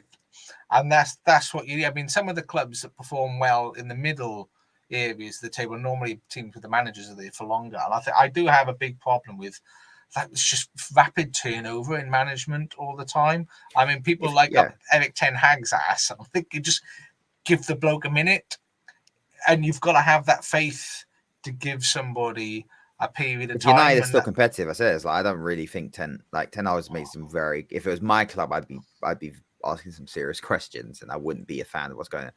But I did also say in that if he still keeps United competitive around Champions League and in the trophies, doing a decent run of trophies, why not just weigh it out and see where it goes? Because you're not actually falling that far behind. It's like you're not at the top competing for a Premier League, but you're not falling. You're not finishing. You're not doing a Chelsea, so it's almost like you might as well just give him the time to get rid of the squad and get all the players he wants and see what happens then. Surely he's got at least 2 or 3 windows to sort that United squad out. Because if he's still competing, if he's still getting close to that Champions League and in the FA Cup, doing a decent run in the FA Cup or something like that, I think you can kind of forgive him for a few years. But it's one of the ones like Palace. If Palace are going to get relegated, then you sack Vieira. If they weren't going to get relegated, they had a really bad run of games, like against I think it was like 6 of the top 10 teams or 6 of the top 8 they were playing against. They lost, and then they sacked him. And it was like, well, what do you expect versus who you were playing? Like, I think I agree with Josh in regards to like I don't like how clubs just get rid of the managers, but I feel like this season and like end of last season, it's been teams that shouldn't have been sacking the managers have been, and vice versa. And the other way around, I think like Burnley should have got rid of Company a few months ago. Definitely should now. We all know. Look what happened. I know the ownership changed, but Chelsea have not been the same since they sacked Tuchel. And do you remember when they did it? Everyone was like, "What? Why?" Like they've lost like 2 games, and ever since then, like crap. Yeah, the Chelsea fans crap. But then it's gone downhill too. And again, that's what I've been saying. You need that director of football, that sporting director, whatever you want to call it. You need that position. Yeah, because you can build up. So you've got somebody who identifies with the club, and their job is 24/7. Because you've got to remember, football owners, that's not their job. That's not what they do 24/7. Is own that club. So you need people there with that's their job. They've got that identity. They're accountable to the fans, they're accountable to the owners. So you can build that consistency. So it means like with Burnley, they could have got rid of Vincent Kompany because he was the wrong fit for what they've been trying to achieve, but then bring somebody in that they can give that period of time to, unless they're going to have faith in what Kompany's doing. And in that case, you've got to back him to do that, to do that thing. And that's what I think this is becoming a business. Run it like a business, and businesses don't hire and fire off and on like that. You've got to have that consistency. No. You've got to build something, and I think FFP should help with that, because people are not going to want to, sack Pochettino and all of his staff, which is going to cost Chelsea literally tens of millions of pounds because they've given them all 74-year contracts on 100 odd grand a week, which is just mental. So I think if you can build that consistency, we'll see a different sort of league and different performances. But I think as fans, we can make a difference with that as well. Stop being so short-sighted and reactionary and just silly. Have the faith and, support your club for a period of time. Give that a will, Personally, call me crazy. Call me old-fashioned. I'm an old man. I do think I'm like Father Time on the podcast. So I'm exceptionally older than everyone. But that's just me. That's what I think. And like I said, Eric Ten Hag, are you happy, Han, for him to get, if he kept at this level another couple of seasons, just playing around the top four? Yeah, don't get me wrong. I'd like to see a bit more of like a playing style, like a little bit more of an identity, because at the moment we don't really seem to have one. But I know like all United fans say it, but I just couldn't back him being sacked when we're in the middle of this massive restructure. I think he needs at least one more transfer window. And I think he needs one more transfer window where he's got this new guidance where we're not having our pants pulled down for 80 million for Anthony. Someone will step in and go, no, that is absolutely ridiculous. Yeah. I think he needs a bit of that. But I think in general, I think he's the man for the job, but you never know, do you? You never know. But I'd be upset if he got sacked anytime soon. I think he definitely needs until at least the end of the season, for sure. See what happens. Like as long as you have no more 7-0 batterings, I'm pretty sure. They're good fun. Just throw them in now and again, just for a laugh. In April, I think there's one in April. You should give that a go then. But like Lucas said with Arsenal, I think Arteta's had that period of time now where nearly half a decade. His whole squad for 2.5 seasons, pretty much. You maybe argue, So, and I think that's a period of time where you can make a decision. I think Ten Hag, to be honest, I don't think really we should be judging him until next season because he's not had a chance. Because it'll sound like I'm just being a Liverpool fan having a dig, but it's not. It's being a football fan pointing out the fact that squad was pretty tosh. It's made up of some right nutters, some crazy signings. Yeah, and you need somebody to have a period of time to go out. It's good. Next season is going to be a really interesting season. You can have a United being run properly, Arsenal with something where I think will have happened one way or the other. Obviously, Liverpool are going to be embarking on a new journey, whatever that's going to be. And I think Spurs would be wise to stick with Postecoglou and give him at least another 2 seasons. Definitely. Because I've seen some fans calling out against him, and I think, what? They've done a season. There's everything that comes. If they end up calling him out, it's madness. That's just online fans chatting rubbish. He should be there for a minimum 3 years. Spurs were so Spursy, and this season they've actually not been that Spursy, so they need to be grateful. And they lost their best player, and they were actually doing all right. They're right behind us. I know, that's crazy. It is. So we'll see. It's an interesting time, but that brings us up to date. I think on all the games that we're going to cover, because we've been going an hour and a half. But what a lovely conversation so far. Everybody's still here in the chat. Claire's saying just before we get into it, fans are fickle. There's your issue. Loads of people come for their gaffer because they've had 2 losses. And if you've not followed, first of all, if you don't follow Lower League on Thursdays at 8:30 on the Absolute Football Podcast, what are you doing? You're missing out on an award-winning podcast. But Stockport, I think it's Stockport. That'll wind you up, Claire. They've been top of their league for time, smashing everyone by multiple goals. And if there's 2 losses and people calling for the manager to leave, that's strange. I mean, Simon said our manager's been in for 6 years and we're a few kicks away from the Premier League and people need time. Heather said the same thing last week. Eddie still can't beat us. We bring in Matt Ritchie on to score his first goal since 2020, which is at the Newcastle-Bournemouth game, which I believe was 2-2 if memory. So there it is. So yeah, people just need time, patience, instant gratification. That is a line that my dad always used to say to me, what's wrong with this generation? And I'm saying the same thing. Instant gratification. I hate adverts. Incidentally, Amazon Prime, putting 30-second adverts into my episodes of Reacher when I'm already paying £9 a month. Bastards. Got paying extra £3.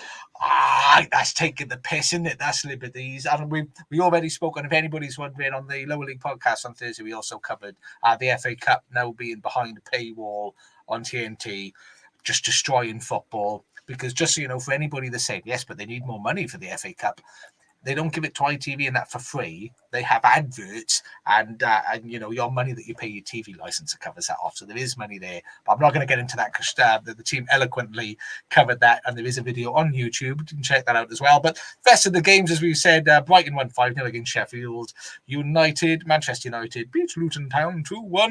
Liverpool destroyed Brentford 4-1. And Arsenal, they did a wonderful destruction of Burnley, a 5-0. Aston Villa beat Fulham 2-1. Well done, Ollie Watkins. Incidentally, should we just give Ollie Watkins a bit of praise at the moment? Didn't he do awfully well? Sam, Lucas or Hannah, anyone want to give him a shout? You can just give a whoop for. There we Take him to the Euros.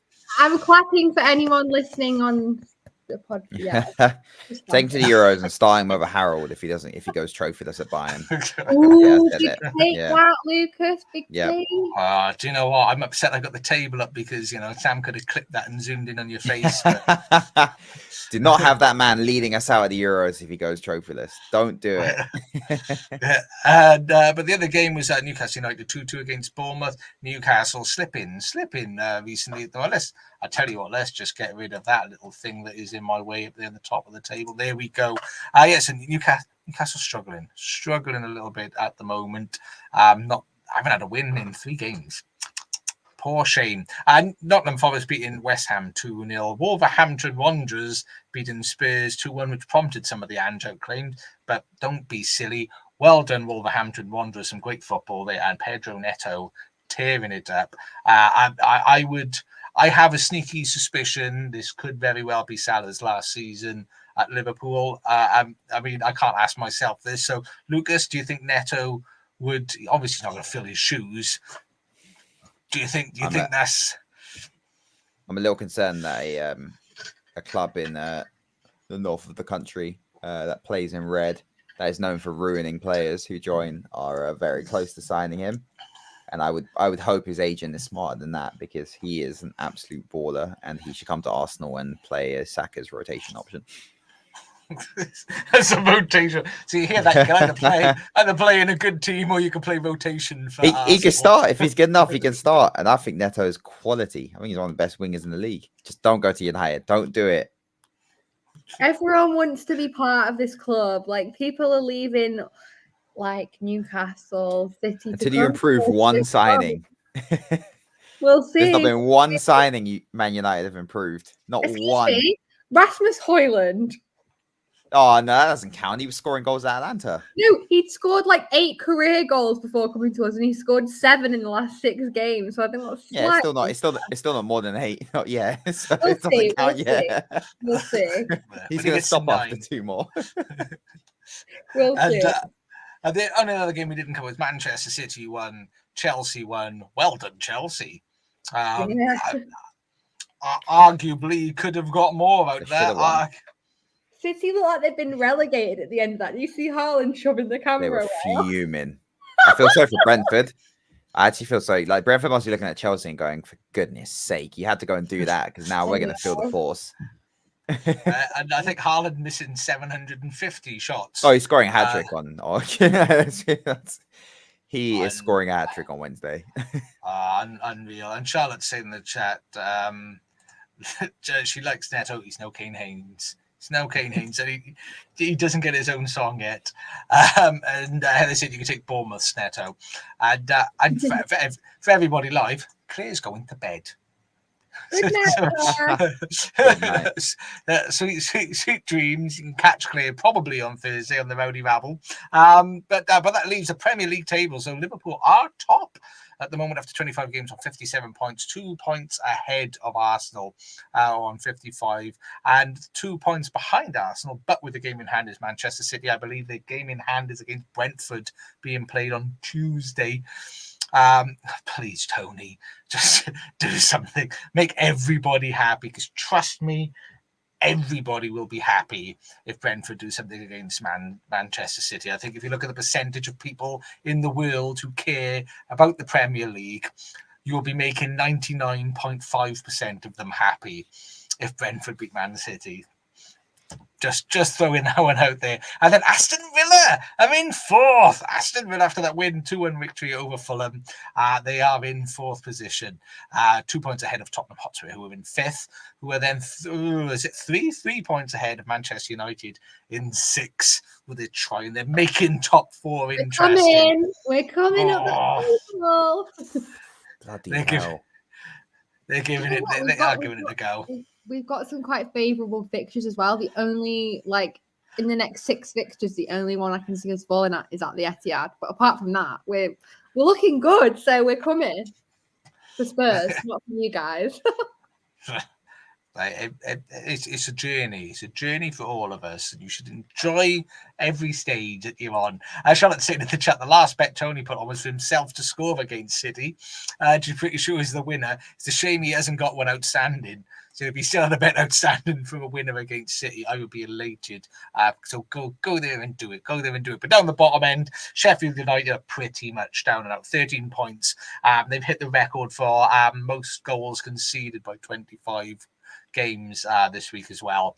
And Sam's saying for Newcastle, for Manchester United, sorry, got a positive goal difference of 1. That's right. Manchester United are finally scored more than they've conceded. 25 games, but you're there with a goal difference of 1. No, it's so funny, Josh. At the start of the season, I did this TikTok predicting stuff, and I went, we're finally going to have this amazing goal difference. It's going to be really good, but +1. You know what? All you got to do is get rid of Rashford, bring in a proper right winger, so you can have 2 wingers feeding Highland. I would love PSG to come in with an offer we can't refuse for that man. I'll be well honest, and they might. You never know. Then they might. Fingers crossed. I think it'd be a bad move for Rashford, but I think PSG would be up for that. 100%. I think Rashford. I think he peaked about 2 years ago, and so if he can play in a good team, I don't think he'll leave. Why would he leave United? He's so favoured because he's Manchester through and through. Yeah, he won't leave, but I think he should anyway. Stop playing him. I would. That's what I'd do. Put him on gardening leave. How ironic. Well, our other options are Anthony and Martial. No, he's injured and he's going in the summer. Thank God. Another bit of dead wood. No offense. It's got to be done. It's got to be done. But as I said, Sheffield United minus 43 goal difference, and I think they've hit the biggest goals conceded in 25 games this weekend. Burnley in 19th on 13 points. Everton, this is obviously before this evening's game was played, so they will now be on 20 points.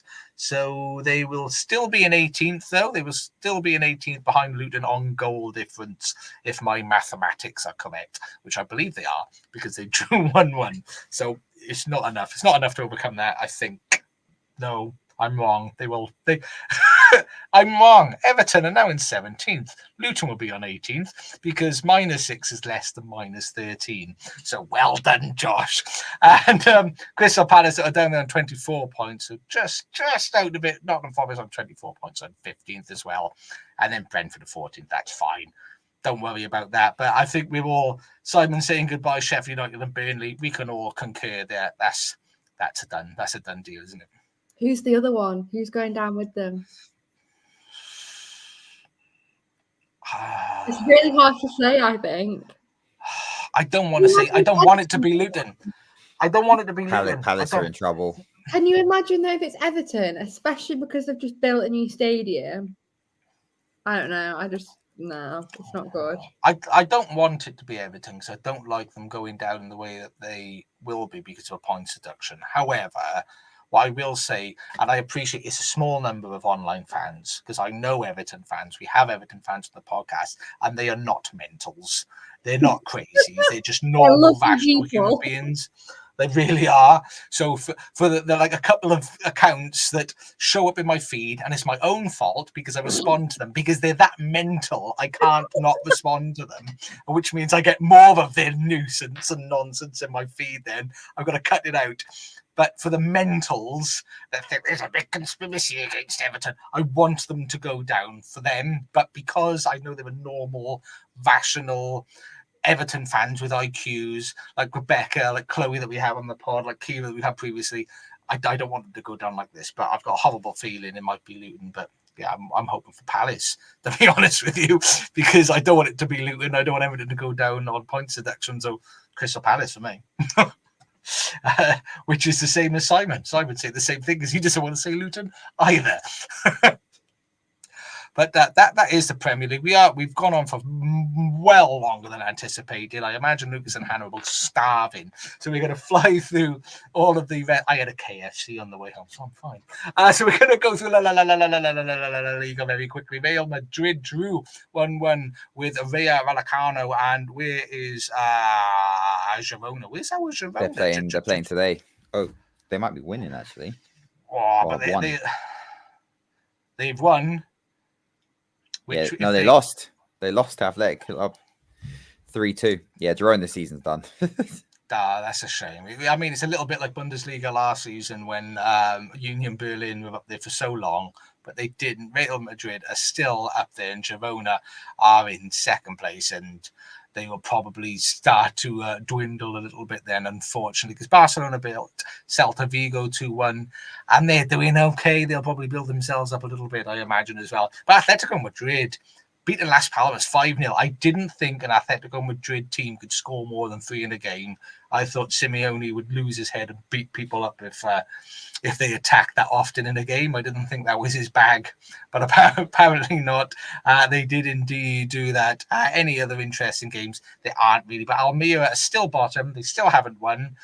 They are going after Elche's target of not winning a game until March, I believe. If they can get to April, they've not won a game, they will probably have the record for the longest run with no wins. 25 games, 17 losses, 8 draws, no wins for Almeria. Chris in the chat, Girona lost again. Damn. Mr. Luke, Almeria deserve a win. If they can't do it, they can't do it. I've got no sympathy for them. And Alid is happy that Valencia didn't lose. But at least Real Madrid is still at the top on 62 points. Girona are the second on 56. Barcelona on 54 in third place. And Atletico Madrid, 51 points after 25 games. A bit of a cut-off then before Atletico Bilbao in 5th. And then right at the bottom, as we said, Almeria on the bottom on 8th. Granada 19th on 14 points. Cadiz on 17 points and 18th. There's a bit of a gap then of 3 points before Celta Vigo. And we will kick quickly over to Serie A. Do you want to give us a quick breakdown on Serie A, Mr. Lucas? Very quickly, Serie A is pretty much done this season. Inter walking away with it. Everyone else isn't really serious. It's not as fun as it was last year. I don't know why. I mean, Napoli kind of walked away with it last year, but Serie A this season isn't as fun. Especially probably because Mourinho's gone now as well. It's not the same. But Inter won. Inter and Atalanta, the only 2 teams in the top 4 who actually won. Milan dropped points. Juve dropped points 2 games in a row now. 3, in a row. Juve actually, they were getting it together for a bit, but they're a work in progress. They've got a lot of young players. It's a little bit of a mini rebuild going on at Juve at the moment under Allegri, so it's going to take time. So second place is pretty fair for them. But yeah, Inter are just unstoppable at the moment, so they're going to wrap things up pretty soon, to be honest. It's again same as last year. Who's going to get in that top 4? I mean, Bologna with Thiago Motta are the surprise story this year. Like they're doing a job. He's an outside choice for you. I have seen, He plays a funky system though. Like he plays in the Premier League. It could be interesting, but yeah, they're doing really, really well. Sorry, Atlanta are in great form at the moment. It's probably the next best team in top form with Inter and Roma under De Rossi. Hit or miss. Another one where I'm like, why Mourinho was sacked, but people saying, oh, he leaves clubs in disarray. It was like, why would you sack Mourinho and bring in Daniel De Rossi? Like they haven't moved anywhere in the table since they sacked him. It's just again stupid things. Like he was 6 points off top 4 and they sacked him, and now where are they? 6 points off top 4. So it's like it's another like impulse decision. But and Lecky, can't forget Lecky. Hey. Was there a Lecky shock this weekend? Unfortunately not. No. But no, that's a Serie. Inter Milan are a serious side at the moment, so they're playing tomorrow, I believe, or Wednesday. I could say Monza beating AC Milan 4-2. Yeah, Milan will overplace. But yeah, that's going to be a great game. Inter Milan, Atletico Madrid. That's probably the highlight of this round on the Champions League. Super sexy times. That takes us on to the Bundesliga, where there were only really 2 games. Only really 2 games of any sort of interest, apart from Union Berlin winning a game of football. Woo-hoo-hoo! Well done, Union Berlin. I don't want to see them go down after being promoted 2 seasons ago, trying to win it, but, falling short last season, and then absolutely bombing it at the start of the season. It's nice to see them making their way back up with some better performances. But of course, yes, let's all enjoy it. As Chris is saying in the chat, Bayern Munich. Mr. Luke said Bayern Munich are collapsing. As I said, I'm a very nervous football fan for things that I like. So I'm not going to jinx and take too much joy and revelry out of things going in favour of someone else. But Bochum 3, Bayern Munich 2. It's happening, people. It is happening. Harry Kane scored again, though. Just as an FYI, Lucas, he is making efforts. He's trying. He's doing bits. Where's your trophy, Kane? Where is your trophy? He's got a boot. He's got a boot there, but he has the ID Cup, and that's it.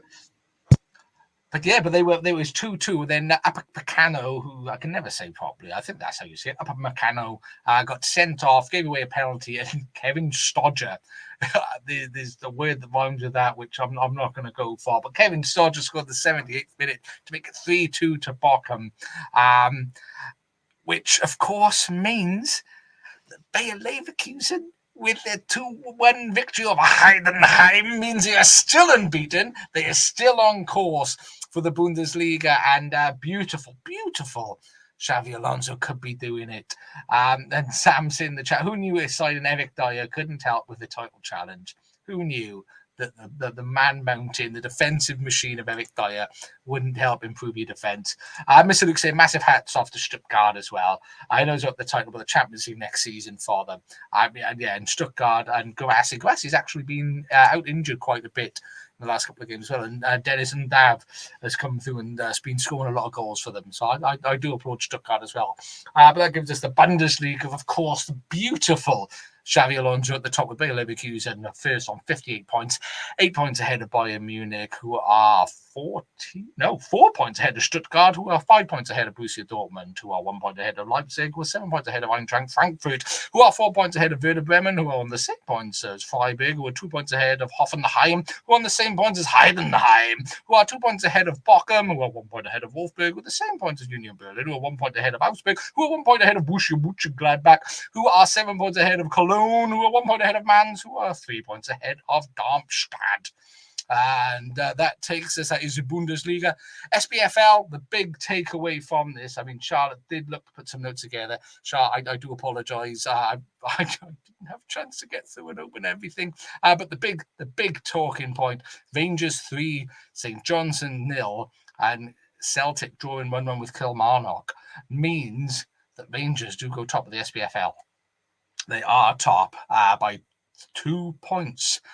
Very exciting times. Who knows what's going to happen? I'm just going to very quickly check my emails just to see if the man, the myth, the legend, Mr. Shanklin did anything.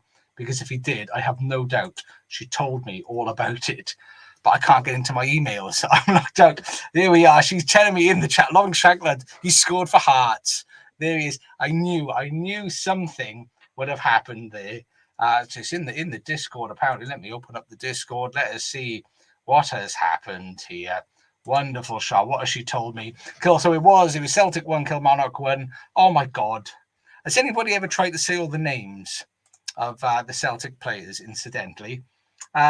Kyogo Furuhashi scored an early goal for Celtic, and everybody thought they had all 3 points. However, a very late injury time goal for David Watson gave Kilmarnock a point away from home. Very disappointed for Celtic, who've been overtaken by Rangers. Dundee 2, Ross County 0. Very disappointed for Ross County, who sit in 11th in the league, despite being the better team on the day. And Dundee, which is far too clinically, and a brace from Scott Tiffany secured Tiffany? I can't say any names, mate. Secured all 3 points to them. Hearts 2, Motherwell 0. Pod favourite Lawrence Shankland. It's a Shankland world that we all live in. Big Shanks pants. Merch, please. Scored for Hearts in the 67th minute. What a goal. And in the 90 plus 2 minute, Vargas got the second for Hearts. Livingston 1, St. Mirren 0. A Tit Yengi goal for the bottom club. Won the game for bottom of the league, Livingston, who are now only 3 points off Ross County, and St. Johnstone 0, Rangers 3.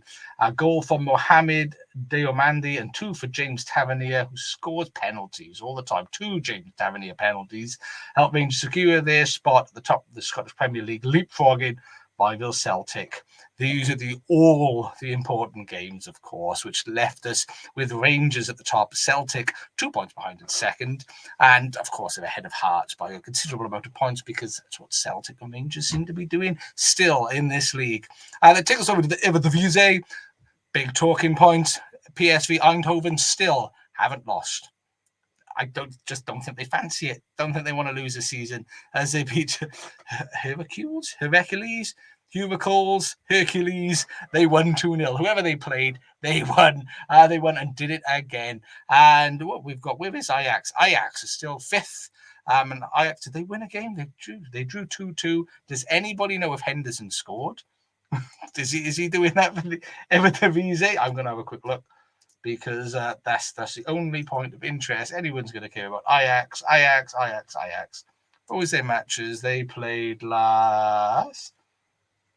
No goals for Henderson as of yet. But Ajax working their way up there. And just for the hell of it, Excelsior, they're in there. Feyenoord is second. Twente are third. Ahmed Ahmad 4th. Ajax 5th. Go ahead, Eagles in 6th.